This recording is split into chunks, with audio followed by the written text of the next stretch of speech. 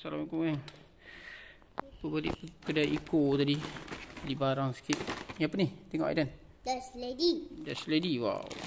Baik. Ada tolong. Ada selotip tu kena buka ni. Selotip. Oh. Ya.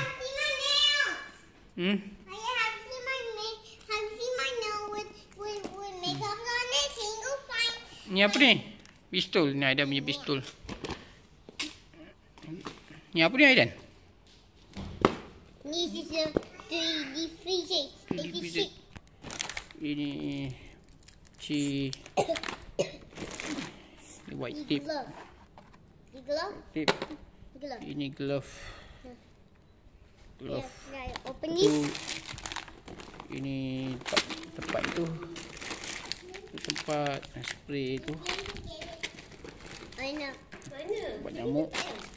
Oh, Ayah. dia apa? Mana tolak penyedot?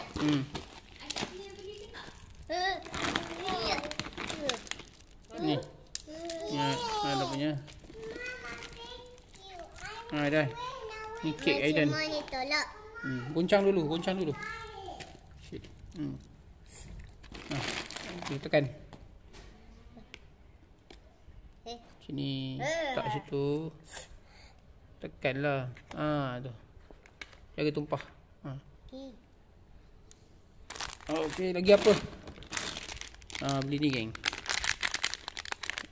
Untuk pasang kat sini, untuk pipe ni. Sekejap. Ni. Ni white tape. Ni standby je ni sebab pipe satu lagi tu dah sampai. Ni nanti kalau dalam bilik air tu dah tukar, so aku akan pasang yang ni kat depan lah. Gantikan ni kat depan. Tu standby lah beli ni. Yang ni tak kat depan. Ya. Ni nak ganti dalam bilik air tu. Yang lama tu dah sumbat. Ni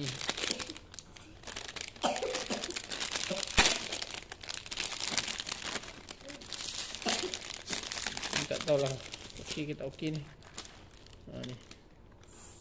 Okey ke tak okey. Ni boleh pasang kat sini.